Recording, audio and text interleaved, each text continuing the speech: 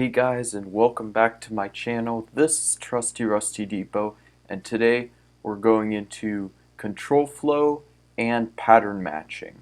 So let's get started.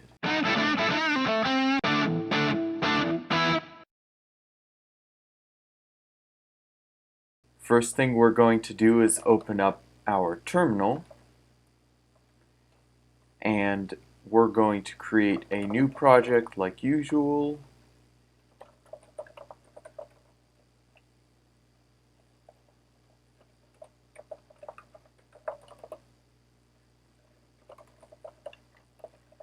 And inside of our editor, first thing we're going to do is we're going to create a new variable, and we're going to call it string, and just going to be a string literal which will say test. And now we're going to go into our first control flow operator, which is an if statement. An if statement checks if something is true or false and does an action according to that. So we can say if string equals test, we can print string says test. And if we save that and run it, we can see that we get string says test. So now that we have an if statement, we can also add an else clause, which will say otherwise do something else. So for example, we can say string says something else. And if we run that, we still get string says test, but if we change it to test1 and we run it again, we get string says something else. So now that we have an if clause and an else clause, what if we want more conditions? What we can do is we can add a clause in between that says else if string equals test1, we can say println string says test1. And now we run that and we get string says test1. If we change string to test2, we can run it and it says string says something else. So now we see that we can have as many of these else ifs. We can add another one that says else if string equals test2. We can print ln string says test2, and it gives us string says test2. But you can see that this already is starting to get a bit long, and you can tell that if we have enough of these else ifs, it's going to be very ugly looking. There's going to be brackets everywhere and equal signs everywhere. It's very annoying to take care of. So there's a pattern matching in place that we can use. It's called match. A match statement starts with the match keyword, and then you tell it what variable you're matching, so like string, and then inside you can say if it's test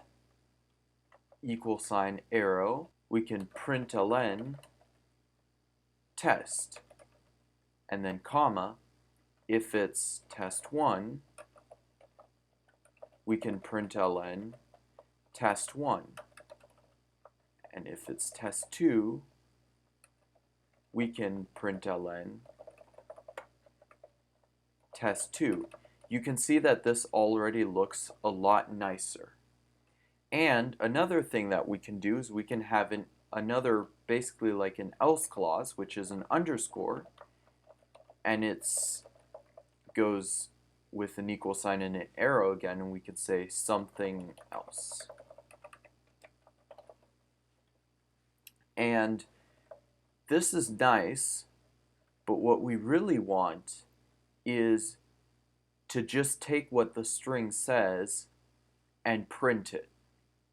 Now this is not a very useful thing in this case, but sometimes it'll be wrapped in more than one layers of types, and you'll see what I mean by that in a later video when we go into different types. But sometimes it'll be more complicated and we'll need further unwrapping from inside of a bunch of layers. So rather than doing all of this, we can just say if it equals A, we can call it A. We can println A.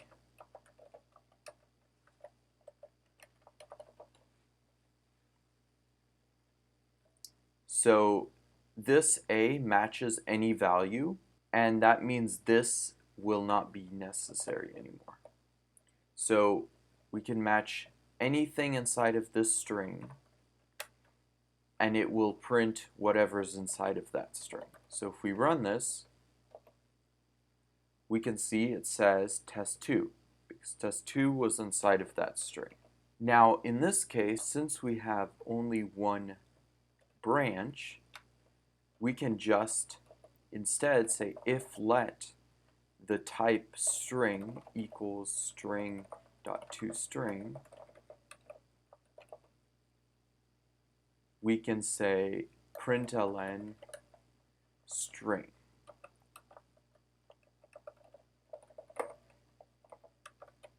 And this becomes more useful when we introduce something like a tuple.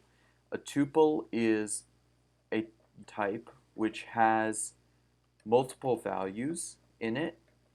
So if we say let string or let tuple equals test 1, and then test2, we can then destructure it with an if let, and we can say if let A, B, C equals tuple, and then we can use the A, B, and C values. So we can println A, B, C,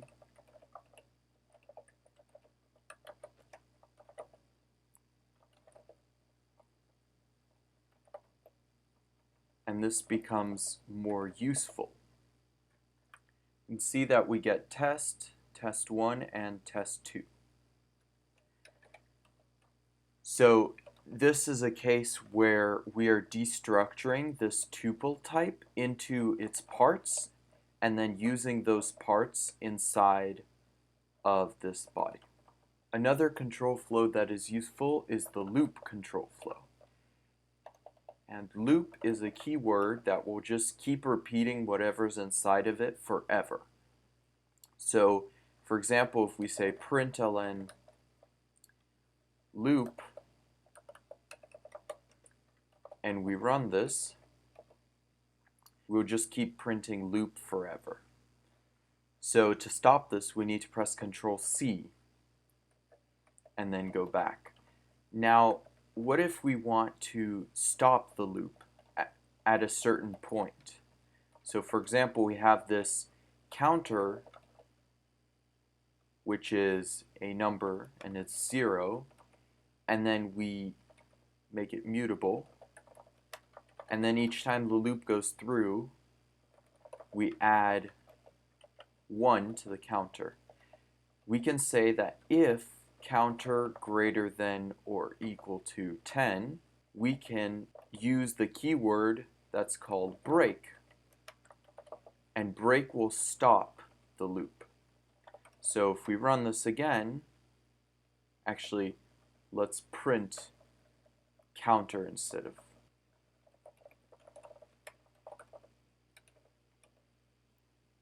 So we get 0, 1, 2, 3, 4, 5, 6, 7, 8, 9. The reason we're not getting 10 is because we stopped the loop before we print again. So it only reaches 9 before it prints. So this is a useful way to use the loop, but since we're just breaking on a certain condition, why don't we just use a while loop instead? And a while loop is basically the same thing as a loop, except that it checks that a condition is true every time it runs. So we can say while counter is smaller than 10, we print the counter. So, and we have to add +1 to each time. And we have to reset it to 0 after the other loop. So now if we run this, we get 0, 1, 2, 3, 4, 5, 6, 7, 8, 9 from the loop, and then 0, 1, 2, 3, 4, 5, 6, 7, 8, 9 from our while loop. So a while loop is very useful when you want to check a certain condition every time you make the loop. But now in our case, we're just trying to do something 10 times. So instead of a while loop, we can use what's called a for loop. So we can say for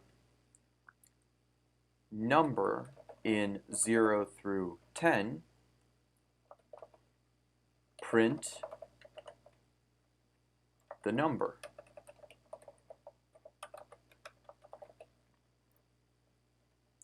And if we run this, we can see that we get, again, 0, 1, 2, 3, 4, 5, 6, 7, 8, 9. And it stops at 9 because this 0.10 only goes up to 10, but not including 10. If we wanted to include 10, we can put an equal sign here, and that will include the number 10. So now we have the number 10 down here. So those are the pattern matching and the control flow operators you can use in Rust. Thank you for watching. I hope you enjoyed the video. If you have any questions or comments or feedback for me, you can leave them in the comments below. I will see you in the next video.